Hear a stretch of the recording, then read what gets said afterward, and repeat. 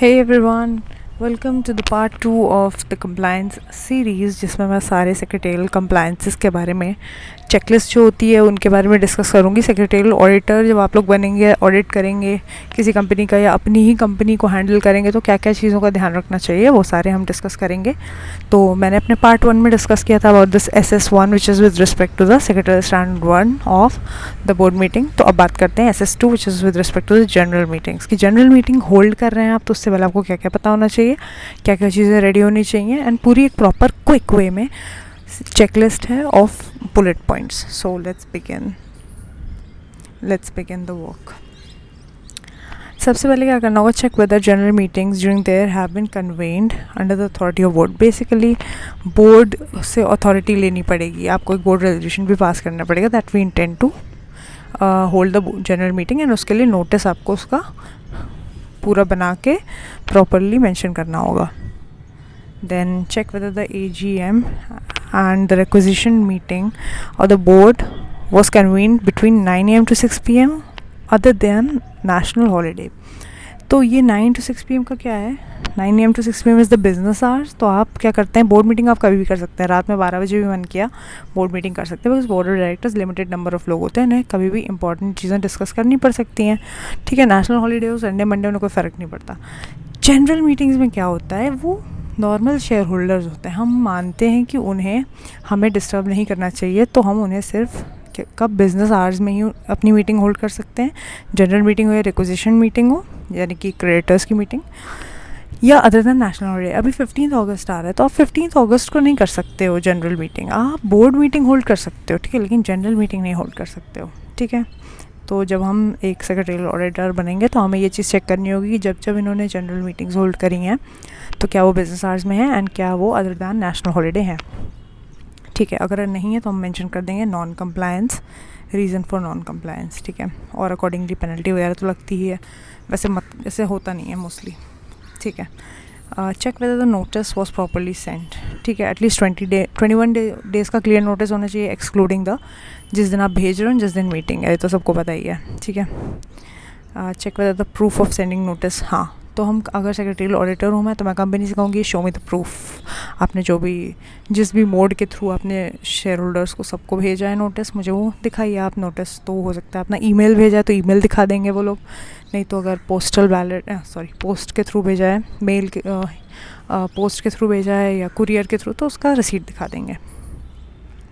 Check whether notice has clearly specified date time route map venue. वैसे अगर e meeting है, electronically अगर meeting हो रही है तो ये सब की ज़रूरत नहीं है, रूट मैप की ज़रूरत नहीं होती उसमें, वरना आप लोगों ने फिज़िकल कॉपीज़ देखी होंगी मीटिंग्स की, तो उसमें ऐसे पीछे एक मैप बना रहता है कि ये है रूट, यहाँ से लेफ़्ट ले लेना, यहाँ से राइट ले लेना, ये रहा रजिस्टर्ड ऑफिस, ऐसे करके मैंशन होता है वरना। ओके, एंड नोटिस से ही रिलेटेड बहुत सारे कंप्लायंसेस हैं। एक्चुअली नोटिस प्रॉपरली नहीं होता है ना अगर, तो हम ये मान लेते हैं कि मीटिंग ही वैलिड नहीं है, क्योंकि आप नोटिस में ही आपने ठीक से चीज़ें नहीं मेंशन करी हैं, तो कोई वोट क्या करेगा। Check whether notice was hosted on the website पे भी आपको डालना होगा, तो हम वेबसाइट पे भी जाके तुरंत चेक कर लेंगे। Check whether notice was accompanied with attendance slip, proxy form, ये सारी चीज़ें हैं कि नहीं वो भी चेक करनी होंगे। Check whether notice provided all necessary information to facilitate e-voting, मतलब आपको प्रॉपर स्टेप्स भी मेंशन करने होंगे शेयर होल्डर्स को समझाने के लिए कि इलेक्ट्रॉनिकली आपको कैसे वोट करना है। पहले NSDL की साइट पे जाओ, लॉगिन आईडी, आपका लॉगिन आईडी है यहाँ पे, यहाँ से ये क्लिक करो, फिर वो क्लिक करो, फिर finally cast your vote. Proper steps mention होने चाहिए। Check whether in all cases relating to appointment, reappointment और details are mention the explanatory statement. Basically कुछ भी आप कर रहे हो, अपॉइंटमेंट, रीअपॉइंटमेंट, डायरेक्टर्स का, कॉस्ट ऑडिटर हो गया, स्टैट्यूटरी ऑडिटर, तो एक एक्सप्लेनेटरी स्टेटमेंट आपको चिपकानी होगी साथ में। एज पर सेक्शन 102 होता है वो एक्सप्लेनेटरी स्टेटमेंट, आपको एक्सप्लेन करना होता है शेयर होल्डर्स को क्योंकि आप जो कर रहे हो क्यों कर रहे हो। As a board of directors उसमें लिखते हैं कि इस डायरेक्टर को हम रिमूव कर रहे हैं, रेजिग्नेशन कर रहे हैं फॉर दिस रीज़न, तो kindly approve the resignation, kindly approve the appointment, ऐसे करके मैंशन होता है।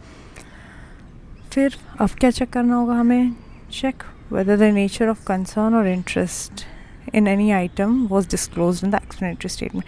At the end of the explanatory statement, directors यहाँ पे mention करते हैं एक disclaimer that none of the directors are interested in the resolution. Let's say appointment हो रहा है, मेरा appointment हो रहा है कंपनी में, ठीक है, मैं CS हूँ तो मेरा appointment होगा, तो वहाँ पे वैसे CS के अपॉइंटमेंट में शेयर होल्डर्स की कोई ज़रूरत नहीं होती, बट लेट्स से मैं CS भी हूँ, मुझे एज अ डायरेक्टर भी लोग अपॉइंट कर रहे हैं, ठीक है. अब मेंबर्स का इन लोगों ने लिया यहाँ पे अप्रूवल और नीचे लिख देंगे कि none of the directors are interested in this appointment resolution of this person as a director. लेकिन अगर हो सकता है मेरा हस्बैंड या फिर मेरा ब्रदर कोई हो, तो यहाँ पे वो भी अगर डायरेक्टर इस कंपनी में, तो लिख देंगे none of the directors are interested except for mister X who has so and so interest, ठीक है. फिर in case meetings are held at the shorter notice, तो फिर आपको ड्यू प्रोसीजर फॉलो करना होगा. शॉर्टर नोटिस अगर लिया तो थोड़ा उसके लिए आपको मेंशन करनी होती हैं चीज़ें. एंड अपार्ट फ्रॉम एजेंडा अगर कुछ टेकअप किया है वो भी आपको चेक करना होगा, मेंशन था कि नहीं, कि एजेंडा के अलावा चीज़ें नहीं लेनी है, और लेनी है तो मेजॉरिटी का अप्रूवल होना चाहिए. And check whether meeting was convened upon due notice और has not been cancel postpone, ऐसा कुछ तो नहीं हुआ, ये भी चेक करना होगा. Check whether no business was transacted if notice was not given in accordance with the standards. पहली चीज़ तो नोटिस ही इतना इंपॉर्टेंट है. अभी मैंने तुम्हें बोला था नोटिस ही अगर ठीक से नहीं दिया पूरी मीटिंग कैंसिल. तो मीटिंग में तुमने कुछ भी किया हो, 5 चीज़ें तुमने अप्रूव करवा ली हो, लेट्स से वो पाँचों की पाँचों हम मानेंगे ही नहीं कि कभी हुई थी अप्रूव, क्योंकि तुमने नोटिस ठीक से नहीं दिया, ठीक है. तो ये नोटिस की इसलिए हमने इतने सारे पॉइंट्स देखे कंप्लाइंस के. ओके, अब क्या करना है. फ्रीक्वेंसी ऑफ मीटिंग आपको देखना है. जनरल मीटिंग साल में एक बार ही होती है, ठीक है. EGM कभी भी हो सकती है. एंड ये भी हमें चेक करना होगा अदर दैन ऑर्डिनरी बिजनेस ही होना चाहिए EGM में, बिकॉज ऑर्डिनरी बिजनेस तो हम AGM के लिए उसका वेट कर सकते हैं, ठीक है. जैसे भाई approval of director, approval of appointment of directors and statutory auditors, declaration of dividend, ये सब. लेकिन अगर कोई ऐसा अर्जेंट नेचर का मैटर है जिसके लिए जैसे कि राइट्स इशू हमें करने हैं, या फिर not rights issue but let's say company क्या कर रहा है, मर्जर करना है कंपनी को, तो उसके लिए तुरंत हमें अप्रूवल चाहिए शेयर होल्डर्स का. हम वेट ही नहीं कर सकते कि हम 1 साल बाद AGM आए तब हम करें, तो तुरंत हम 21 डेज़ का क्लियर नोटिस दे देंगे और बस. Check whether quorum was present. ये आपको पता है OPC हो एंड प्राइवेट कंपनी हो, पब्लिक कंपनी हो, लिस्टेड कंपनी हो, तो उसमें क्या क्या कोरम की रिक्वायरमेंट होती है आपको वो भी चेक करना होगा कि वो कोरम मेंशन था कि नहीं. Presence of directors and auditors आपको चेक करना होगा कि ये लोग सब प्रेजेंट हैं, और ये लोग इन लोगों से शेयर होल्डर्स क्वेश्चंस पूछते हैं तो इन लोगों को प्रॉपर्ली उसको आंसर भी करना होता है. सेक्रेटरियल ऑडिटर भी होता है अनलेस एग्जेम्प्टेड. ये सारे लोग प्रेजेंट होते हैं और इन लोगों ने जो जो रिपोर्ट्स बनाई होती है उस पर लोग कमेंट्स देते हैं. फिर चेयरमैन एक इलेक्ट हो जाता है, यू हैव टू चेक. ये तो SS1 जैसा ही है चेयरमैन का, और अगर चेयरमैन किसी आइटम में इंटरेस्टेड होता है तो अपनी चेयर वेकेट कर देता है, कोई और उसकी जगह चेयरमैन बन जाता है for that particular agenda item. Proxy की बात कर लेते हैं. प्रॉक्सीज तो इसमें होती हैं. ये चीज़ याद रखना दैट बोर्ड मीटिंग में कोई प्रॉक्सी नहीं बैठ सकता, डायरेक्टर ही अपनी मीटिंग खुद अटेंड करेगा, क्योंकि डायरेक्टर को अपॉइंट ही किस लिए करते हैं, कंपनी चलाने के लिए, उसके जो भी प्रोफेशनल स्किल्स हैं, ठीक है. शेयर होल्डर क्या है, वो बस ना शेयर्स खरीद रखे हैं, हो सकता है उसको उस टाइप की इतनी इन डेप्थ नॉलेज ना हो, वो प्रॉक्सी इसलिए अपॉइंट कर सकता है. इसीलिए सिर्फ EGMs में, सॉरी जनरल मीटिंग्स में SS2 में ही प्रॉक्सी की बात होती है. SS1 में कोई प्रॉक्सी नहीं होता. फाइनली वोटिंग पे आ जाते हैं. Check whether every resolution was properly put to vote, और अगर रिमोट वोटिंग है तो अकॉर्डिंगली देखना होगा. ये सब तो रिमोट वोटिंग की बातें हैं, इतना इंपॉर्टेंट नहीं है. हाँ, कंडक्ट ऑफ वोटिंग आपको कैसे कंडक्ट करवानी है according to the applicable provisions. आपको एक एजेंसी अपॉइंट करनी होगी, जैसे NSDL या CDSL, ये सारी डिपॉजिटरीज होती हैं, ठीक है. और ये ऐसी अनबाइज्ड एजेंसीज हैं जो इलेक्ट्रॉनिक वोटिंग्स कराती हैं, इसलिए आपके शेयर्स भी डीमैट फॉर्म में होने चाहिए. Check whether board has appointed scrutinizer. हाँ, जनरल मीटिंग में स्क्रूटनाइज़र करना होता है अपॉइंट, बिकॉज बोर्ड और शेयर होल्डर्स, बोर्ड कहीं शेयर होल्डर्स का चीटिंग ना कर ले, ठीक है. इसलिए यहाँ पे जो भी ये लोग वोट करेंगे उसको चेक कौन करेगा कि ये कोई चीटिंग ना करे काउंटिंग में. एक स्क्रूटनाइज़र होता है जिसकी प्रैक्टिसिंग कंपनी सेक्रेटरी फर्म का एक आदमी हो गया, PCS हो गए, कोई बहुत ज़्यादा सीनियर PCS हो गए, कंपनी सेक्रेटरी हो गए, तो उनको हम अपॉइंट करते हैं कि आप देखिए कि सही से हो रहा है ना पूरा काम, ठीक है. फिर अगर पोल बाय हैंड हो रहा है, बाय शो ऑफ हैंड या फिर पोस्टल बैलेट के थ्रू हो रहा है, तो सारे वही प्रोविजंस ठीक से हो रहे हैं कि नहीं, वो सब चेक करना है, इसमें कुछ खास नहीं है. फिर विथड्रॉल ऑफ रेजोल्यूशन, अगर कोई विथड्रॉ हुआ है रेजोल्यूशन एंड ऑल दैट, तो ये भी हमें चेक करना होगा कि नहीं होना चाहिए, अगर हुआ है तो उसके मार्केट इम्प्लीकेशंस होंगे. So we have to check those. Rescind of resolutions, check whether no resolution was passed, the meeting has been rescinded. Otherwise then resolution passed the subsequent meeting. Let's say एक meeting हुई, meeting 1, उसमें हमने appoint करा लिया एक person को, share holder से हमने बोला इसको अपॉइंट कर दीजिए एज एन एडिशनल डायरेक्टर. ठीक है, उसके बाद हमें ये इंसान ठीक नहीं लग रहा. ठीक है, तो 2 महीने बाद हमने एक और EGM करी. AGM में हमने अपॉइंट करवाया था, अब हमने EGM 2 मंथ्स के बाद करी. हमने बोला शेयर होल्डर्स को प्लीज़ फिर से वोट कर दीजिए टू रिसेंड इट. रिसेंड मतलब कैंसिल कर दीजिए उसको. ठीक है, तो फिर शेयर होल्डर्स को उसमें अप्रूवल ले लिया जाएगा और इस पर्सन को एज अ डायरेक्टर हटा दिया जाएगा. मॉडिफिकेशन, इन केस हमें रेजोल्यूशन में कोई मॉडिफिकेशन लाना है, कोई चेंजेस लाने हैं, तो वही उसके लिए भी हमें शेयर होल्डर्स का अप्रूवल लेना होगा. रीडिंग ऑफ रिपोर्ट्स, सारे रिपोर्ट्स वगैरह रीड होने चाहिए प्रॉपरली. एंड चेयरमैन रीड करते हैं अपना, स्टैट्यूटरी ऑडिटर अपनी रिपोर्ट रीड करते हैं, सेक्रेटरियल कॉस्ट ऑडिटर, ये लोग अपनी अपनी रिपोर्ट्स रीड करते हैं और उसमें बताते हैं कि हमने क्या ओपिनियन दिया है, और किसी को कोई क्वेश्चंस होते हैं तो पूछ लेते हैं. Distribution of gifts, check whether no gifts, coupons, cash और डिस्ट्रीब्यूटेड टू एनी मेंबर्स. क्योंकि यार अगर आप किसी को गिफ्ट देने लग जाओगे शेयर होल्डर्स को, तो हो सकता है कि उसका वोट पे उस पर फ़र्क पड़ जाए, ऐसा मानते हैं हम. तो चीज़ों को फेयर रखने के लिए, चीटिंग ना हो, तो गिफ्ट्स हमें चेक करने होंगे. कुछ भी नहीं दिया था, बस नॉर्मल खाना पीना तो देना ही होता है, वाटर बॉटल रहती है एंड सम स्नैक्स वो सब तो रहते हैं, बट वो कुछ उन्हें कैश गिफ्ट ऐसा कुछ नहीं देना है कि सबको एक मिक्सर दे दिया, मिक्सर ग्राइंडर, ऐसा कुछ नहीं करना है आपको, because it will hamper their judgement. Adjourn meetings, in case adjourn हो रही है तो आपको एडजर्नमेंट वाले सारे फॉलो करने हैं. Passing of resolution by postal ballot. Postal ballot basically वही बैलेट पेपर होता है, उसमें लिखा होता है item 1 2 3 4 yes no, yes no मतलब favour not favour, favour not favour. तो मैं अगर शेयर होल्डर हूँ तो मुझे अगर 2 में फेवर में वोट देना तो मैं ऐसे ऐसे टिक कर दूँगी, जिसमें अनफेवर में वोट देना उसमें ऐसे ऐसे टिक कर दूँगी बस. तो ये सारे पोस्टल बैलेट के प्रॉपरली स्क्रूटनाइज़र रिपोर्ट में भी वो सब मेंशन उसको करना होता है स्क्रूटनाइज़र को.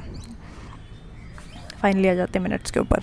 Check whether the minutes have been entered in the minutes book and sign in the 30 days of the conclusion of meeting. Within 30 days हो जाना चाहिए मिनट्स का काम, उससे लेट नहीं होना चाहिए, वरना उसको नॉन कंप्लाइंस मान देंगे. और हम अपना, अगर मैं सेक्रेटरियल ऑडिटर हूँ तो यहाँ पे मैं लिख दूँगी that minutes were not entered in the minutes book in 30 days, non compliance. Check whether they were recorded and maintained and मतलब जैसी टाइप की मीटिंग होती है उस टाइप की मिनट्स बुक में जाएंगे चीज़ें. ठीक है, just to maintain proper records. Check whether they are not tampered or altered. Loosely form है तो उसको बाउंड करा लो वगैरह वगैरह. कंटेंट्स ऑफ द मीटिंग सबको पता ही है, मिनट्स में क्या क्या कंटेंट्स होते हैं, कुछ जनरल होते हैं, कुछ स्पेसिफिक होते हैं, बस यही सब है. इंस्पेक्ट कौन कर सकता है? मेंबर्स अपने इंस्पेक्ट कर सकते हैं.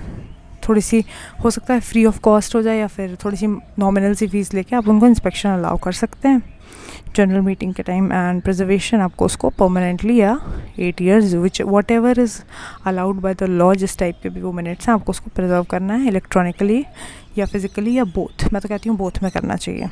ठीक है, फिर आप उसको कहाँ मेंटेन कर रहे हैं, रजिस्टर्ड ऑफिस में होता है, प्रॉपरली सील्ड एंड साइंड होना चाहिए, लॉक्ड होना चाहिए इन द कैबिनेट, और कंपनी सेक्रेटरी के उसमें होना चाहिए सुपरविजन में. एंड AGM की जो रिपोर्ट होती है वो भी आपको फाइल करनी होती है विद इन 30 days. आपको रजिस्ट्रार को भेजनी होती है कि हमने कर दिया है, AGM हमारा हो गया है.